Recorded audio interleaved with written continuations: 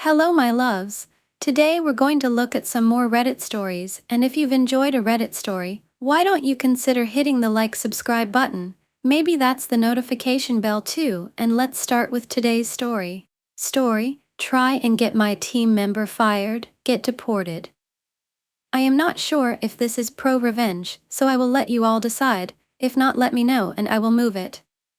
I will say in advance sorry for the long one, but the backstory is relevant. Back in the early 2010s, I started working for a big internet-based company in the UK. The company was opening a new office with a new subdivision in London.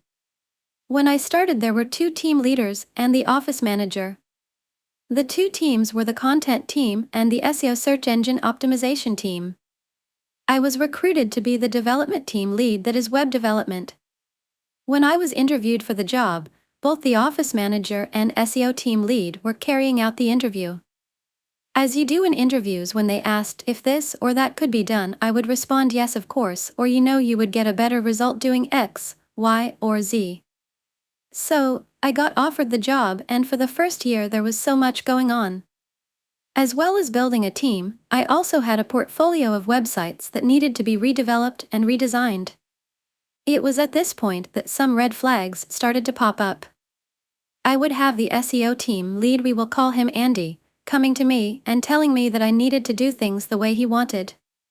I would always push back and say no, and give a reason why I was doing things the way I was. Andy would get irate and would complain to the office manager about me. When the office manager would ask me about it, I would explain what had happened and why I had said no, and the office manager would leave it there because at the end of the day I was the one with the experience in web development, not Andy. This happened a few times over the first year, and I then realized that the reason that Andy was getting so irate was because he thought that I would be a yes man to him. Sorry buddy, that is not who I am. So, now that we have the backstory, let's get into what led to the revenge. Me and the team had been working hard to get two of the new websites completed, and I was due to show them off to the board before they went live. This company's head office was in another part of the country, and I had to leave the office in London at about lunchtime. So, I arrived to the hotel that is across the road from the head office about 4 p.m. and jump on my laptop to start going through the sites to run some tests. I was testing functionality, making sure the look and feel were correct, things like that. Then it happened, we found a major bug that caused a major issue with the functionality of the website. So it is at this point that I am going to introduce the star of our story, Johnny, not real name, but attacked all the same, who was my senior developer. Me and Johnny working through the night, me in the hotel room and him in the London office. We finally fixed the bug, about 7 a.m. the following day. My meeting with the board was at 10 a.m., so after getting showered, the feed, and over to the office, I started my day with 0 hours sleep. I go into the meeting, and the first thing that is said is the CEO asking if I was okay. I had met him a few times, and he was a really nice guy. I explained that we had found an issue with the sites yesterday, and me and Johnny had worked through the night to fix it before the meeting. Long story short, everyone was really impressed and loved the new sites. At the end of the meeting, the CEO pulled me aside and thanked me for everything, and then told me to go home and get some sleep. It was about a 3-hour train ride to London and then another hour home. I thanked him and went on my way. So, after taking my team out for a well-deserved lunch to say thank you, the office manager then organized a night out for the whole office to celebrate on the following Friday. We started off at a fancy bar, not my sort of thing. I am a man of cheap tastes, and then everyone moves on to a small club. I go to the club for a bit, but then leave quite early in the night as I need to get a train home. I say my byes and then head home. I come into the office on the Monday, and there is something going on. I speak with Emma. Not real name, the content team's lead. She does not know what is going on, but there are people from head office, HR, and others. Then a few minutes later, all the team leaders are called into a meeting. We are all squished in one of the small meeting rooms. There is office manager, 2 members of the HR team from head office, and the 3 team leaders, including myself. So, HR explained that there has been a complaint made against Johnny. A member of the SEO team, we will call him Mark, had called Andy on the Friday saying that Johnny had been making racist comments while everyone was out at the club.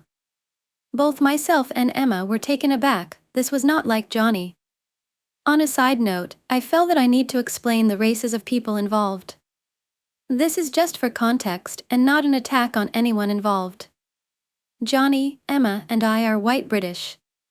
Andy is African-born in Britain, I believe, and Mark is Indian once again, I believe. So, the whole day was spent with HR doing interviews with the other people that were there that night, and we then all reconvened towards the end of the day. The result of the interviews were that no one had heard anything like what Mark was saying. So, it was Mark's word against Johnny's. This was not acceptable for Andy. He wanted Johnny fired and cried we could not have someone like that in the office. So, both Emma and I looked at each other, and though that it was strange that he was so instant on firing Johnny with no evidence. Both the office manager and HR agreed, and Johnny was let off with a warning and to be aware in the future of how things he says that could be misinterpreted. Life went back to normal in the office, that is until about 2 months later. The story of what had happened had gone round the office about 12 people.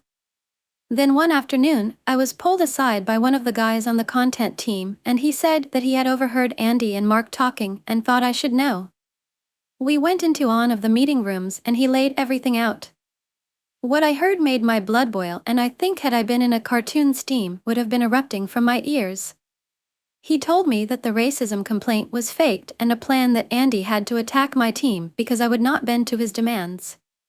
Him and Mark were on a call outside the club. Andy was not there that night, and that is when he heard what they were doing.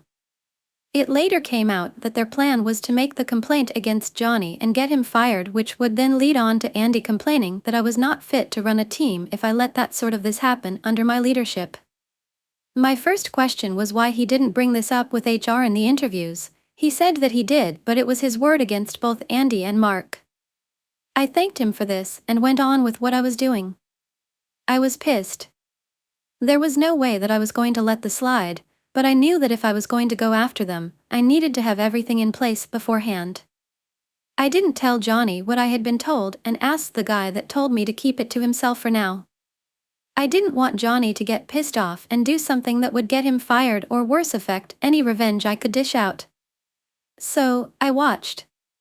I watched everything the SEO team did and didn't do. Then it happened. It was like angels had descended from heaven to deliver me the winning lottery ticket.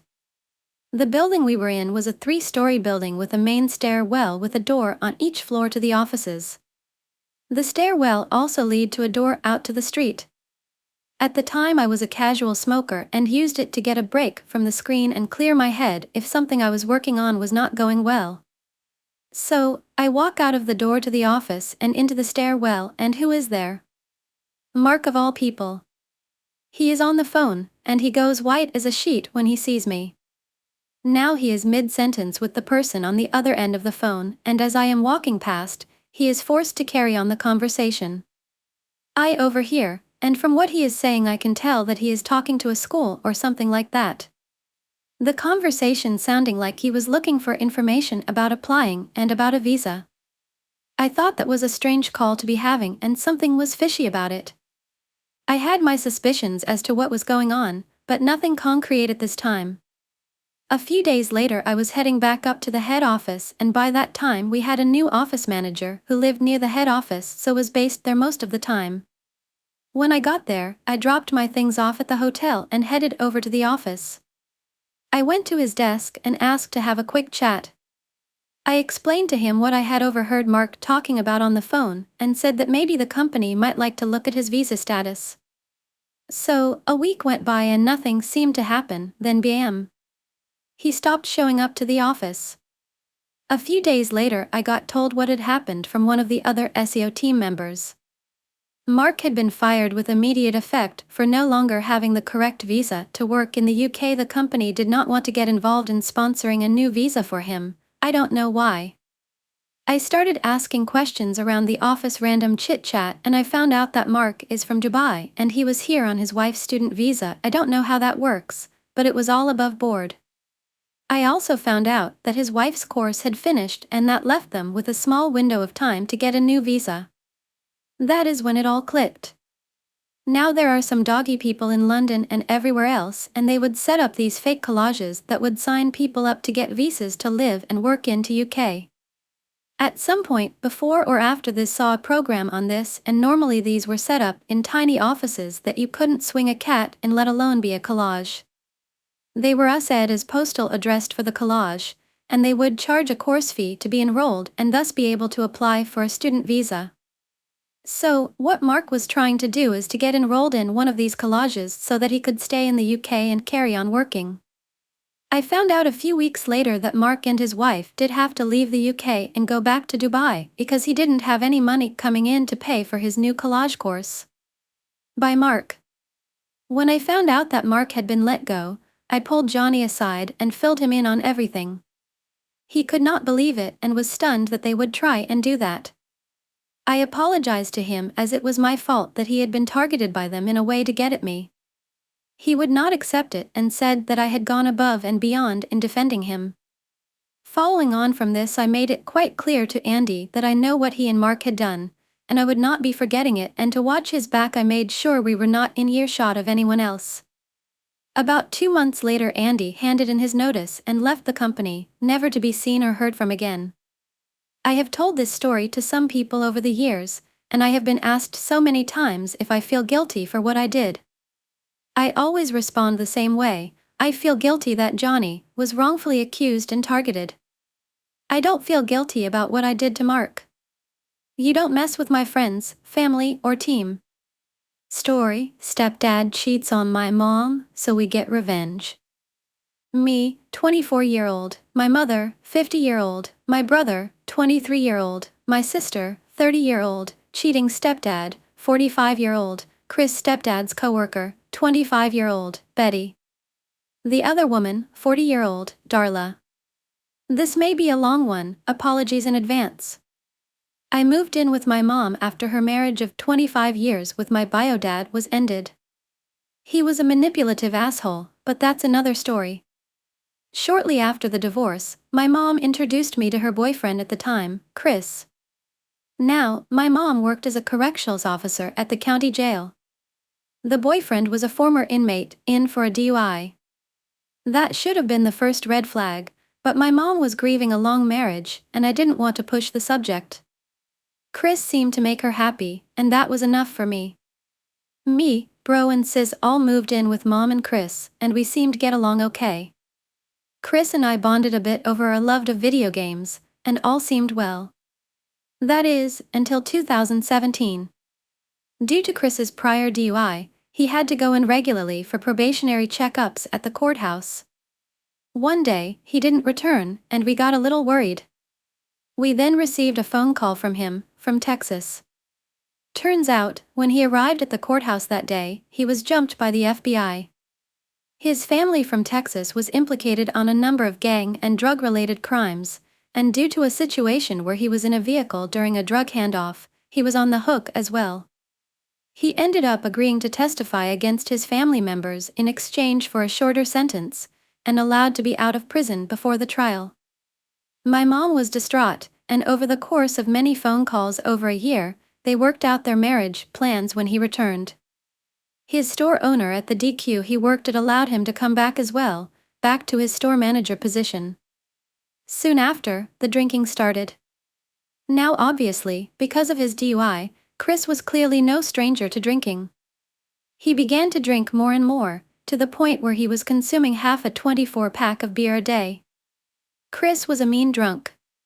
He regularly started fights when wasted, and while they never got physical, he wasn't exactly kind with his words. My mom enabled his behavior for several years, saying the stress was getting to him from work and from the upcoming trial. Finally, after several years, my mom had enough. Chris came home extremely drunk one night, and my mom confronted him. She asked if he'd been drinking, and when he didn't deny it, she kicked him out. He went to live with a friend temporarily. The next morning, Mom asked us to help gather a few of his essentials so that he didn't have to re-enter the home until he was sober. While we were gathering his things, we heard a knock at the front door. We opened it to find Betty, one of Chris's coworkers and someone I went to high school with. She told my mom she had something important to share. After sitting my mom down and telling her not to share where she got the info from, Betty told my mom about how Chris was cheating on my mom with Darla. How he regularly had Darla perform sexual acts in and around his workplace.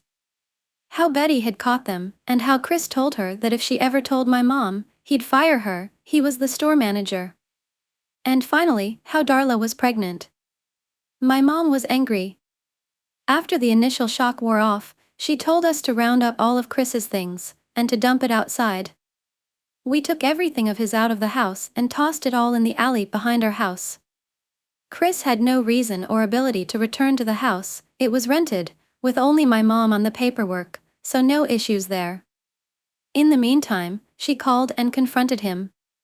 He confessed to the entire affair, and that he was happy Darla was pregnant because that meant he'd finally have a child of his own. Mom refused to have more kids. We three were massive strains on her body. She likely wouldn't survive anymore. He refused to apologize for any of his actions. My mom arranged for him to collect his items from the alley, with an officer present, and he left our lives. Now, my mom clearly wanted to dust her hands of him and move on. She was already quite emotional from the whole ordeal, and wanted nothing more from him. But sis, bro, and I had other ideas. First, we called his workplace. DQ operates as an independently owned franchise, and the owner of this branch owned several branches in the area.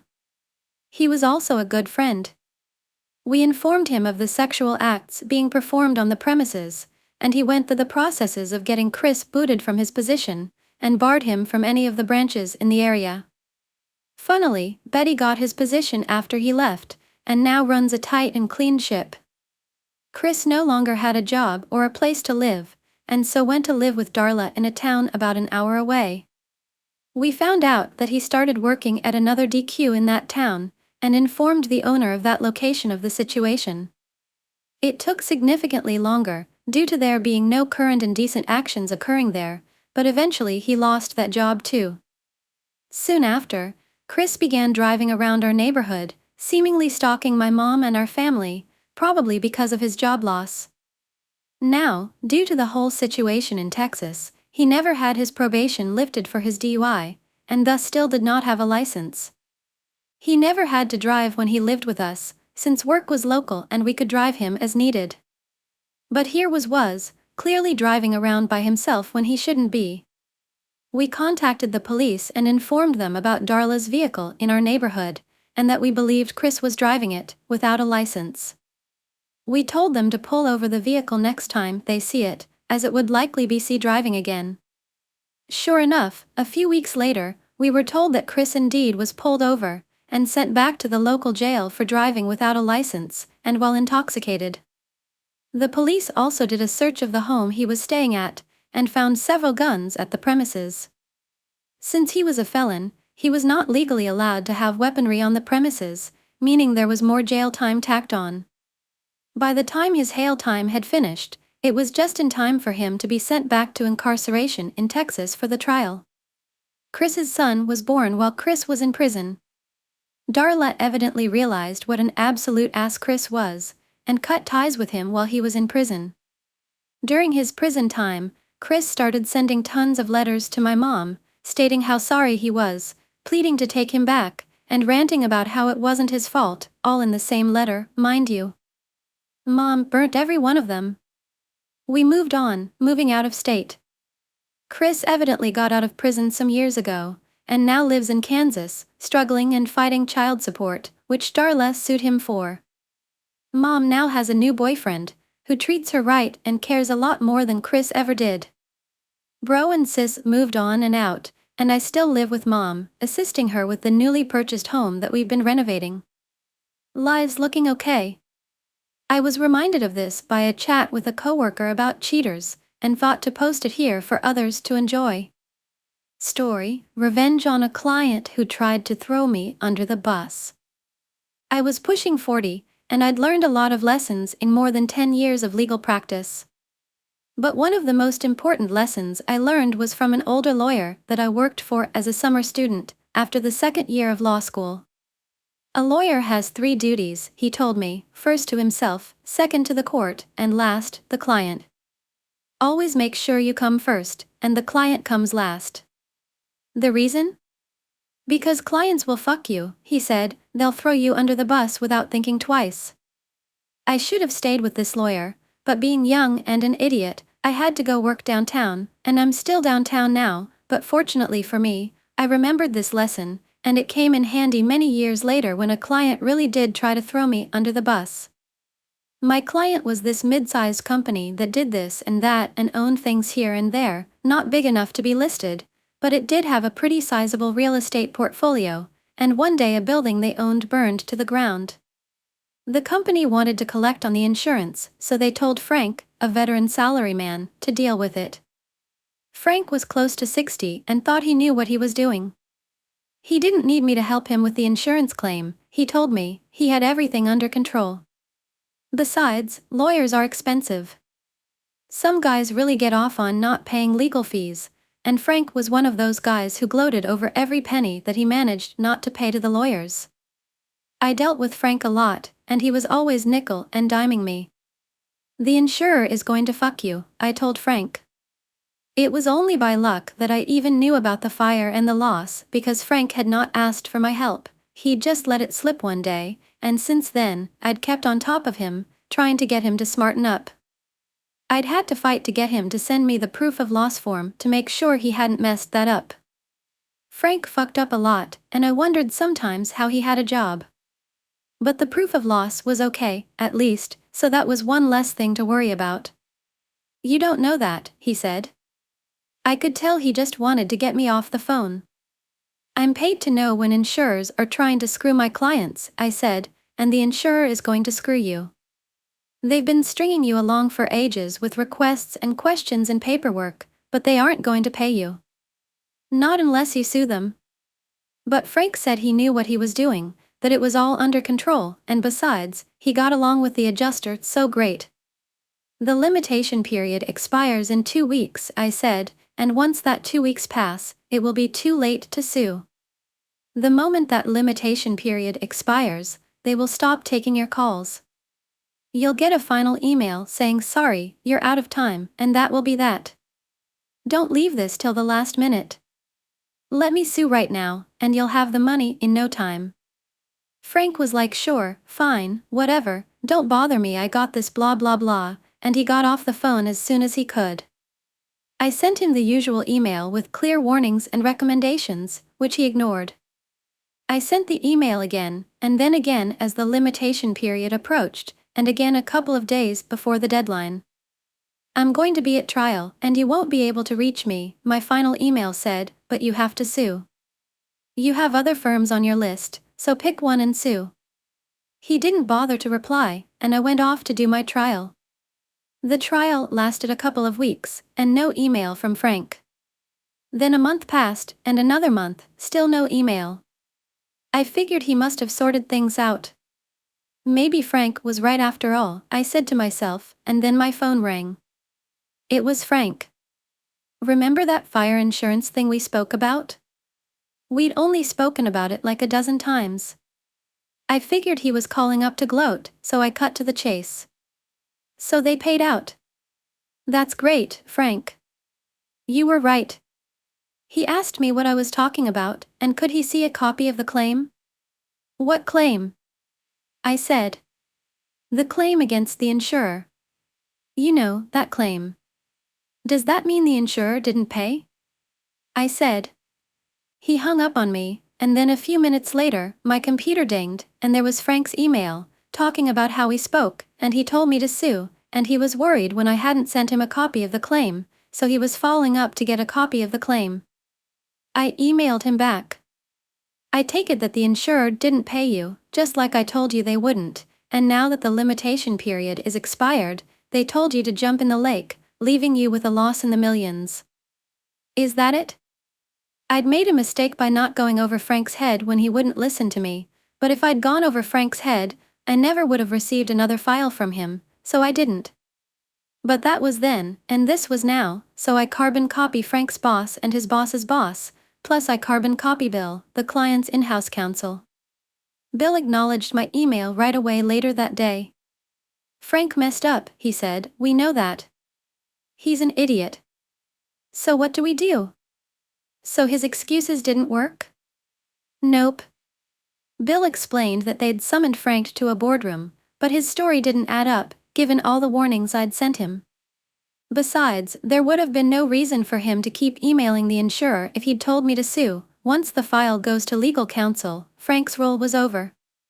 The company knew Frank was bullshitting them. "So that's it, then?" Bill said, "We just lost a couple of $1,000,000? "It's okay," I said, explaining that when I realized that Frank was going to fuck up, I issued a claim against the insurer. Because I'd made Frank send me the proof of loss a while earlier, I had enough information that I could sue to preserve the cause of action. Not a great claim and short on details, but good enough. "You sued without instructions?" Bill said.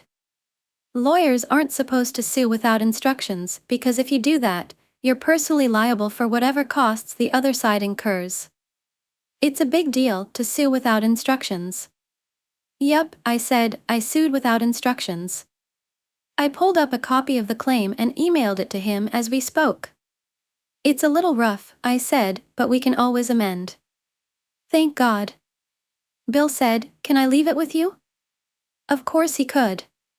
The insurer was a sitting duck, and I knew I'd collect from them, no problem. A few days later, I got a call from another guy who worked for the client, a guy I didn't normally deal with. They had a situation and needed my help. "I usually deal with Frank," I said, "what's up?" What was up was that Frank got called into another meeting, and they handed him a one-page letter, and then he put his little office things in a box, and security walked him past his coworkers to the elevator and escorted him downstairs to the parking lot. Bye-bye, Frank. He was too old to get another job, or at least, not a decent one. It was a life-changing event for Frank, but for me, he was just an anecdote, a cautionary tale that I tell young lawyers sometimes over beers, maybe too often, because I'm getting on in years and I have my favorite stories. I wasn't trying to get revenge on Frank, not at all, and I would have felt a bit sorry for him if he hadn't been trying to throw me under the bus. But the guy who replaced him was great and never nickel and dimed me, so it was all good. Story: An Attorney's Dream Case. My Parents versus the Bank. In 1973, my parents had enough money to build a little ranch house in the country. The small bank in town approved the mortgage and the bank signed a contract to give Bob the money to build the house. Bob, as it turns out, was overbooking himself all over town, leaving his clueless minions to do the actual work. The build took longer and longer, with more and more work having to be ripped out and redone. We're not talking about using the wrong color paint or nailing up some wonky trim here. The architect forgot to fully erase a line on the blueprints and the framers built a wall through the bathtub. My mother was told don't put anything heavy in the kitchen cabinets BC. They were attached to the drywall, not the studs, using a few roofing nails through the back of each cabinet. The garage door opening was framed into the living room instead of towards the driveway. And so on. When the bank's representative showed up for the final inspection, my parents met him in the front yard and refused to sign off on Bob's work. Then representative became angry, as the bank had paid Bob a lot of money. He strode to the front door and pulled on the doorknob, whereupon the entire door, casing included, fell on him. It had simply been wedged, not nailed, into place. The bank called Bob, who finally showed up to supervise the work himself. The only problem was that Bob wasn't any better at building a house than his minions were. My parents still refused to sign off on the house. My mother was a somm in a nasty rental with 2 tiny children while my dad was working 2 jobs while this was going on. Throughout the entire process, the bank and Bob treated them very poorly, bullying my mom and lying to my dad. What should have been an exciting time for my parents was ruined. My mom cried a lot. My dad got depressed. Finally, the bank threatened my parents with foreclosure and Bob threatened to sue my parents for breach of contract. The bank refused to pay him any more money. So my exhausted parents went to an attorney and gave him the rundown. Plumbing, electrical, tiling issues, the whole sorry mess. My parents were scared. All they had was their small down payment savings, so if this became a lengthy court battle, the bank and Bob would win. The attorney, Tom, was kind, but my dad said he could tell that he and Mom were doomed from Tom's facial expressions as he sorted through the paperwork. Then, abruptly, Tom smiled. "Let's get everyone together for a meeting," he told my parents. "Tomorrow." So my parents, Tom, the bank's representative, the bank's attorney, Bob, and Bob's attorney met at the bank. Tom didn't give anyone else time to begin. He said, "Well, my clients had decided that they no longer want this house. Please remove it." Everyone else started to laugh. "Remove it? Have you lost your mind?" Tom, in a sweeping, theatrical gesture, placed a deed on the table. "My clients own the land the house is sitting on outright.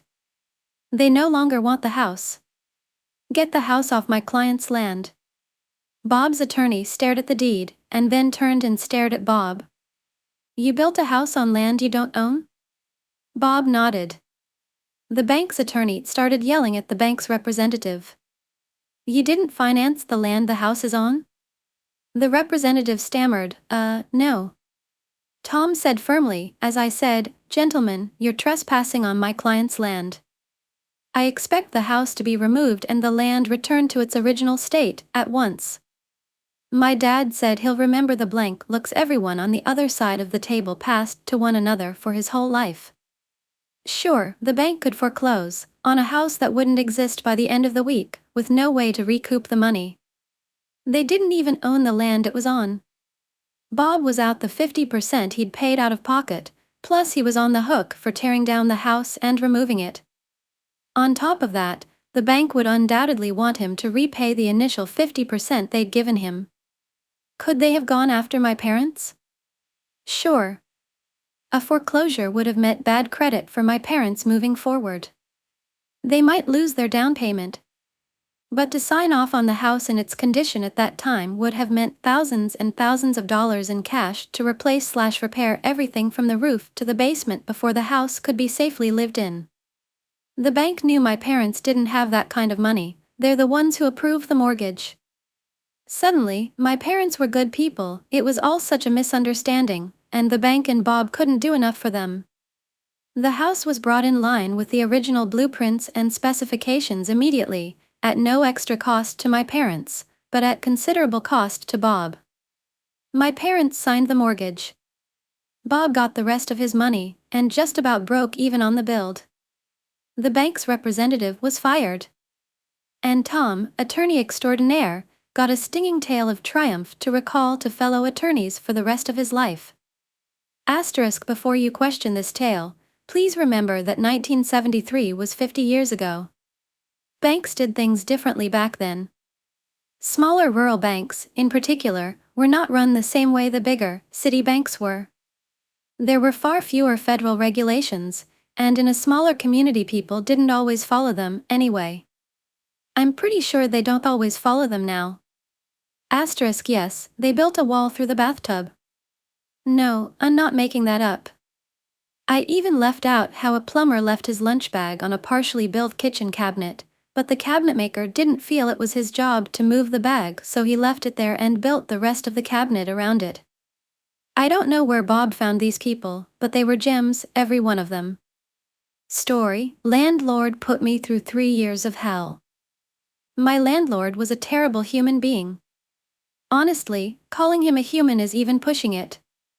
Just a few things he has done to me over the past 3 years. Stole my dryer and other household products that are in a common area. Made me pay for a plumbing repair which was deemed normal wear and tear. Tried breaking into my house. Retaliated against me because I went to my lawyer after he sent me a letter about a parking spot. He tried charging me an extra $150 a month. Mind you, I was never late for rent in 3 years, except for when he made me pay for the plumbing repair. So the next month, I was a couple days late. The list goes on. Now this apartment was nowhere near nice. I found out the plumbing was illegal. He left me with a porch for years that has severe safety issues. The ceiling paint was always falling down, gas heater was not up to code, and so on. I finally got my chance to leave after he wanted to raise my rent $500 a month. He will do anything and everything to get more money out of his tenants. So I called the building inspector for days before I left. I told him everything. The porch, when he finally replaced it, didn't have a permit and was definitely not up to code. I told him about the plumbing and the heater. I went on and on. The inspector came over the very next day. I saw him taking measurements. Each violation is a $500 day fine until fixed. I honestly don't know what happened, but my God, did it feel good to finally get him back. He's at the very least on the town's radar. A week before I moved out, he tried telling me I needed to be out at a specific time. I never responded, and where I lived, that's not how it works. He tried to threaten me with the police if I wasn't gone. Well, I went to the police myself that morning to warn them. The landlord did come by, threaten me and harass me. I called the police. They informed him I was in the right. Long story short, he had broken into my apartment I had left to go to storage while I was gone. He nailed my door shut. I told the police to get the supervisor because I was over being harassed by this guy. Go figure, he left before the supervisor could get there. I'm positive he knew he'd be arrested on sight. Got the police report. They're charging him with a felony for breaking and entering. Fines plus a charge. Don't be a jerk to good people. Story: got rude guy arrested for suspended license. This story takes place about 20 years ago. In the mid-2000s, my friends and I would frequent a small billiards place in a neighboring town where you could rent a table by the hour or play per game. We'd play a few games, watch whatever sports were on TV, and have casual conversations. There were no problems and no drama until about 3 months of us visiting this place. A guy shows and takes our spot at the billiards table. No big deal. We were all chatting anyway. 20 minutes later, my friend lets him know we want to play next game, and the jerk is super dismissive. Needless to say, we didn't get in during the next game. So I politely let him know we wanted to play next. Another lady chimed in she wanted the game after us. The guy blatantly ignored me and the other woman. Some more time going by and the guy leave the table. We see our chance to get in. We put the quarters in and the balls are dispensed except the green 6 ball. The guy took it to the bathroom with him. At this point it was ridiculous and we notified the manager. The manager noted it was 12:30 and they were going to be calling last call and closing, so he didn't want to make a scene by kicking him out. He gets us another ball so we can play. The guy comes out of the bathroom and knows we realized what he did. He smirks and proceeds to the patio to have a cigarette, bringing along his beer and the green billiard ball. The guy comes back in and tossed the ball he was holding onto the table, hitting a few balls on the table and messing up our game. He goes up to the bar just in time for last call. One of the friends I was with suggested we follow him home and each call the highway patrol to report a suspected drunk driver.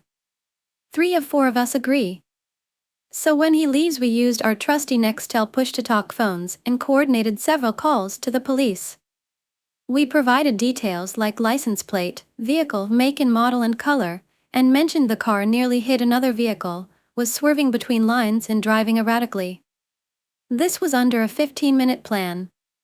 We had no idea where the guy lived, but suspected it was close as he was visiting a neighborhood place, so our time was limited. The one guy who didn't notify the police tailed the jerk and called a skiddy when a police officer pulled between him and the guy and turned in his lights to pull him over. The police blotter that week included an arrested of a guy who was pulled over after multiple calls of erratic driving. He wasn't arrested for DWI, but instead for driving on a suspended license. Story: threaten my friend with revenge porn. I'll ruin your whole damn life. My very good friend made some slightly dumb mistakes, and sent some pictures to someone that she reasonably thought she could trust, but not knowing much more than his first name, his screen name, and roughly where he lived and the type of work he did. He is not in our country, but had indicated that he would be traveling for work to near us shortly, and they had made some plans to meet. And when she got some red flags and backed out, the dude threatened to publish these pictures online. I am, incidentally, an attorney. So, some searching later, and gathering up any pictures he sent her of him that could possibly identify him, his online handle led me to a TikTok page, which led me to an Instagram page with his name on it. That led to a LinkedIn page with his place of work that matched a picture he sent with a branded polo he was wearing. Some more searched got me the email of the CEO, VP of HR, Operations Manager, and Public Relations Manager. I just fired off an email on behalf of my client of the screenshots of him threatening revenge porn, snippets of the conversation showing that username while he sent that exact picture of him wearing his company's branded apparel, links to how I know it's him, along with pictures he sent her of his motorcycle with the license plate showing, as further proof it is him. I also included screenshots of him discussing a workplace incident that were time-stamped, along with pieces of dialogue discussing how he had sex with an ex at his place of work, and discussing plans to have sex with her in his office as well. I also included a picture he sent her showing his work laptop with his entire Outlook calendar, along with proprietary information, which he sent to prove he was busy, along with other pictures he took of his workplace with non-consenting employees. I further informed his employer that I will be forwarding all this information to them, law enforcement, and since he had indicated that he would be traveling to the United States soon, will also forward this to the local office of the Federal Bureau of Investigation as, since my client is a U.S. citizen on U.S. soil, these threats constituted a federal crime. So that should they continue with his employment, and continue with their plans to send him to the United States for work, I will ensure, on behalf of my client, that federal law enforcement is waiting for him on arrival. Which I will do, as one of the assistant U.S. attorneys for this region is a law school buddy of mine. Since I have his license plate hashtag, I know where he lives, and will be contacting his local authorities tomorrow. You dumb motherfucker, thinking you were hiding around anonymity, thinking you could threaten my friend? It took me 45 minutes to destroy your life. Story 401k with a side of revenge. Someone suggested I post this story over here. Enjoy. When our first child was born, my ex forced me to quit my job. When our second child was 2, I found out about his affair. By then he was extremely verbally, emotionally, and sometimes physically abusive. When he abused our firstborn, I put him out. That was in 2012. I couldn't afford daycare to work and had no family support. He refused to give me any money to take care of the kids, saying, "The courts haven't ordered me to give you a dime." He lied to the bank and had my accounts frozen and even assaulted me when I filed for default in the divorce. The judge finally ordered him to pay child and spousal support 6 months after I kicked him out. It was $2,562 a month. He refused to pay it until the garnishment kicked in, and by then he was $6,000 behind in support. I used that to get permission to move away. I remarried a year after the divorce. I checked the court docs and there was a little box that said spousal support stopped upon remarriage if that box was checked. It wasn't checked, so I figured I was good. Instead of filing for his retirement, I just took that year of spousal support, $12,000, and left it alone. Spousal support was only ordered for 2 years. In 2017, he filed for sole custody of the kids out of nowhere. That was when he found out I had remarried and he had paid spousal support to me during the first year of my marriage. I told him I took that money instead of filing for my share of his retirement. I said if he let me keep that $12,000, I wouldn't file to split his 401k. He demanded that I repay the spousal support. The judge ordered me to repay it but increased child support and deducted the repayment from that. It ended up that I got an extra $20,000 a month and he repaid himself. He dropped his bid for custody in exchange for 2 extra weeks in summer. I pursued the retirement account split. He refused to cooperate and dragged it out for 4 years. It was so bad, they sanctioned him and he had to pay me $600 a month for a year in addition to child support. They also charged him with contempt. In January 2021, he proposed to his girlfriend. In May of 2021, I finally got the disbursement from his 401k. I won't say how much it was, but it was about 4 times the amount of spousal support overpayment. I had no idea it would be that much. I had thought it would be around 12k, which is why I thought keeping that year of spousal and not filing for his retirement account was a fair trade. Had he not tried to take the kids from me, I never would have filed to split the account. Play stupid games, win stupid prizes. His fiancée emailed me recently and told me it is my fault he won't marry her because I cleaned out his retirement account. She said I shouldn't have stolen his money. I told her that I gave him the option to let me keep that year of spousal support or take it back and I could file for his retirement. He chose to have me file for his retirement. I told her that if he really wanted to marry her and protect his assets, they could get a prenup so he wouldn't have to worry about it. She said she shouldn't have to sign a prenup because I robbed him. I never asked to be financially dependent on him. He clearly indicated he wanted a court order to take care of his kids, so I got him one. I tried to be fair and take the lesser amount by taking the spousal support and not filing for his retirement. He wouldn't let me. In summary, my ex refused to pay me until support orders dropped, refused to pay until they revoked his license. Tried to get me in trouble for accepting spousal support overpayment, and in the end it cost him a lot of money out of his 401k. Story: not going to pay overtime. Think again. I was discussing this sub with a good friend, and he said, "Boy, have I got a story that'll fit." It wasn't his story, but his brother's, and I sat with him and got the details. Buckle up, it's a good one and a long one. Let's call him Bob. Bob has been fiddling with computers since he was a kid, and knows them pretty well. As with most IT people, he's moved from job to job. The employer he worked for was a service distribution company, and there were 2 IT employees. The company was located in Ontario, Canada. About 3 years ago, Bob's employer decided to modernize their software. They had separate programs for dispatching, for inventory, for payroll and finances, and it was complicated moving information from one program to the other. They decided to get an ERP, Enterprise Resource Planning program, and Bob recommended one that he knew inside out from a previous employer. For those of you who don't know, an ERP program handles everything: purchase orders, sales, inventory, personnel, vendors, customers. All of it. You can run a report and find out which customer has bought the most part ABC in the last year. Which salesman has improved his numbers the most? Which vendor has the fastest delivery time? Which shipper packed the most orders? Everyone in the company used the ERP program, but it was very complicated, and they used the aspects of it that related to their position. For example, the receiver would accept a shipment, verify the quantity, confirm it was received, and the inventory stats would be available to the salespeople if they wanted to look up how many were on hand. The receiver didn't care what the price was, or who the vendor was, he just did his job.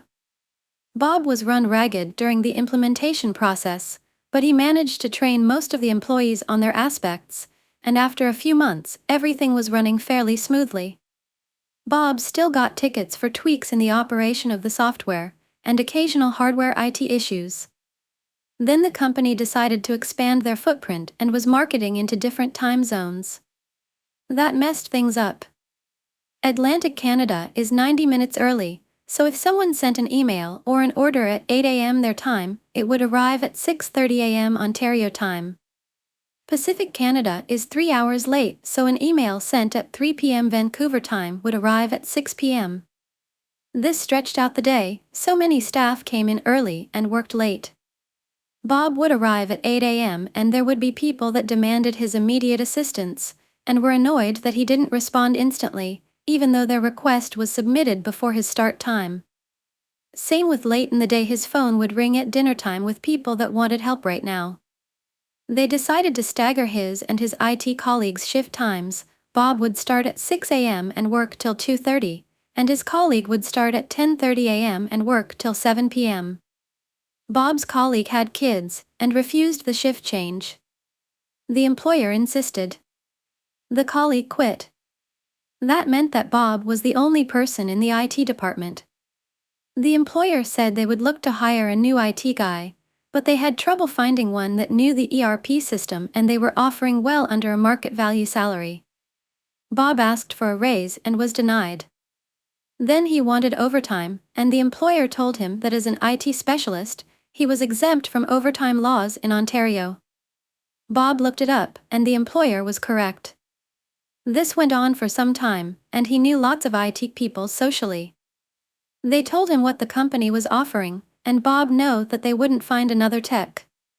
Things went downhill from there. Bob would get chewed out if he missed a call or an email, no matter what time it came in.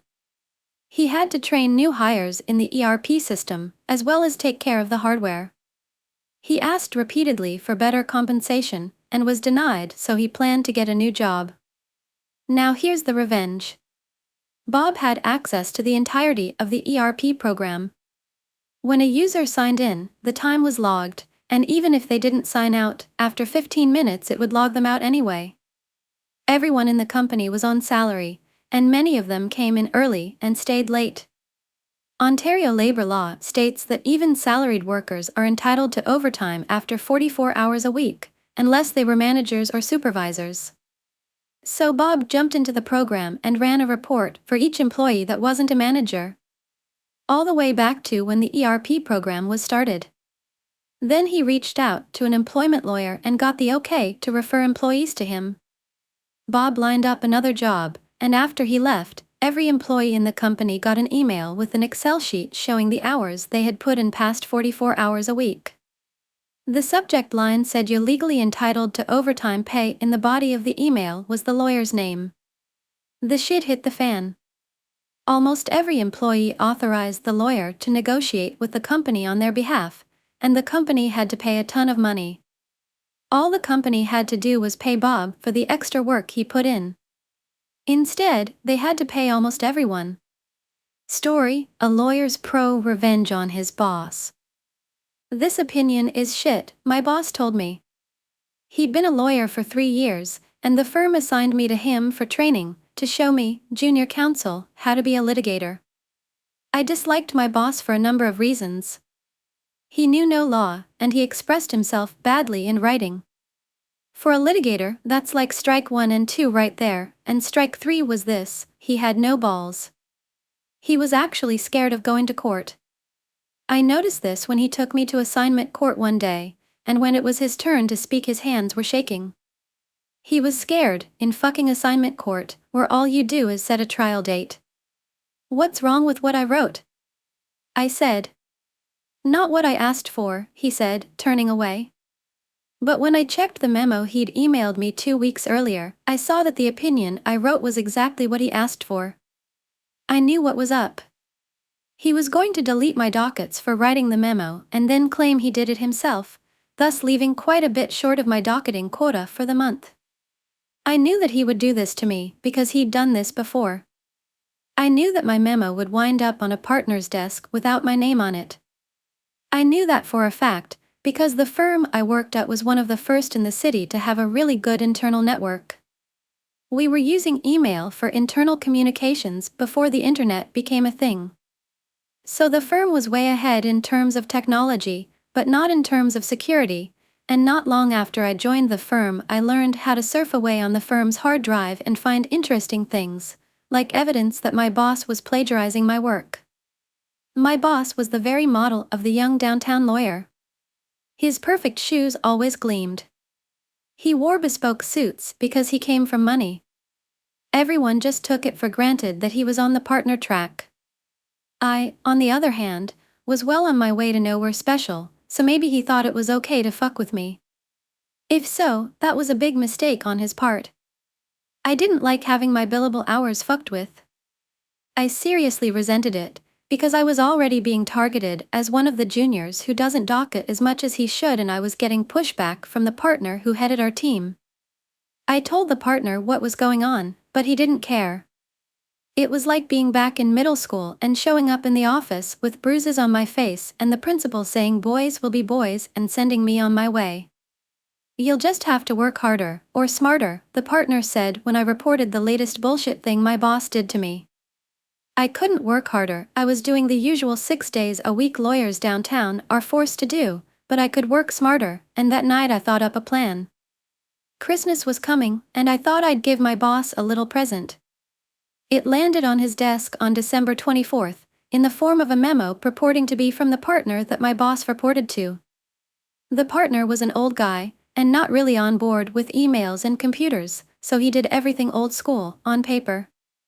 So when my boss came in on December 24th and saw a memo on his desk from the partner with a legal research assignment, that wasn't unusual. The memo was drafted in the usual form that the partner used, because of course I had taken great pains to make sure that it looked authentic. My boss walked over to the little cubicles where the juniors worked and gave me the same memo. Except his secretary had retyped it, so now the assignment was from him to me, instead of from the partner to my boss. The assignment was difficult, requiring me to do a deep dive into admiralty law, its relationship to the common law, combined with a constitutional division of powers question. "But this is a huge assignment," I whined, "and I'm going to be away. Can't you get someone else to do it? Is it really urgent?" The memo I'd forged to my boss stressed how totally urgent the situation was, but there was no way my boss could double-check with the partner, because the partner left the day before on vacation. That's why I'd waited until December 24th. "No can do," my boss said, "this is a big deal. Just let HR know. Maybe they'll give you time and half or something."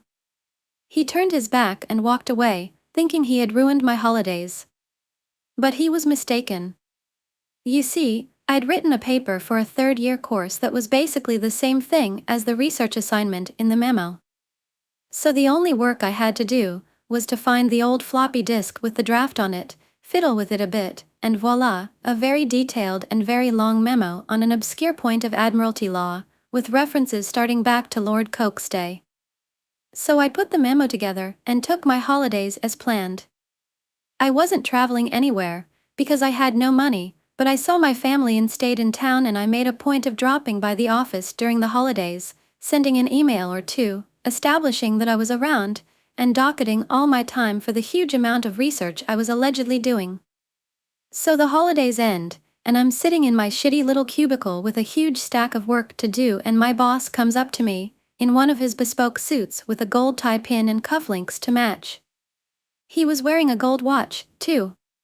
He was dressed up, even for him, trying to make an impression of some kind. "Where's that memo? You were supposed to have it on my desk when I got back." "I'm going into a meeting at noon." "Just finished it this morning," I said, handing him the lengthy memo that was still warm from the printer. My boss took the memo in his hands and felt its heft, and he smiled. Then he turned and walked away without a word. Just before lunch I heard a commotion down the hall. It was a pretty loud commotion, as such things go, a loud fuck, and then a door was flung open. It was the partner, and he was screaming for my boss to get his ass into his office, now, right now, as in immediately. I had the pleasure of watching my boss scramble down the hall. "Just what the fucking fuck is this?" the partner said, standing in the doorway to his office, and holding my handiwork at arm's length with his thumb and index finger, as if he were afraid that handling it would soil him. My boss mumbled something, and then the partner ushered him inside. I heard more shouting, then the sound of muffled excuses, and then more shouting from the partner. Then the door flung open again. "Called in the 90s. Get your ass in here, too," the partner said, and I got my ass in there pronto. "Did you write this fucking memo?" the partner said. I took it from him and looked it over. "I wrote it. The cover page has been changed to remove my name, but other than that, it's mine. I spent all Christmas on it. Is there something wrong with it?" The partner exploded. "Is there something wrong with it? Something wrong? I'll tell you what's wrong with it. It's fucking useless. Totally useless.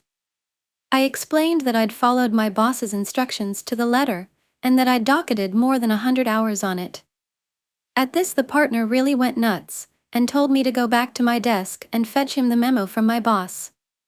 I brought it to him, and when he read it, his face went red. He told me I could leave, and I hauled ass out of there.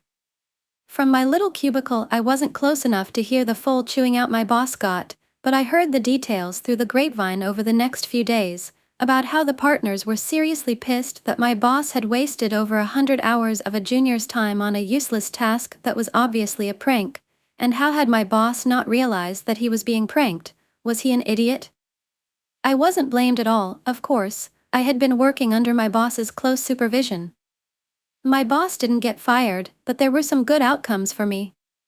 For one thing, the partner told me to send him a copy of any memos I wrote for my boss, and that ended him taking credit for my work.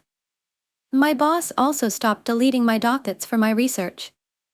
Plus, I got a belated Christmas bonus for having to give up on my alleged vacation to write the stupid memo. I really hated working in that place, but whenever times were tough, I'd think back to the case of the forged memo, and that always brought a smile to my face. Bye, and see you again in the next videos and stories.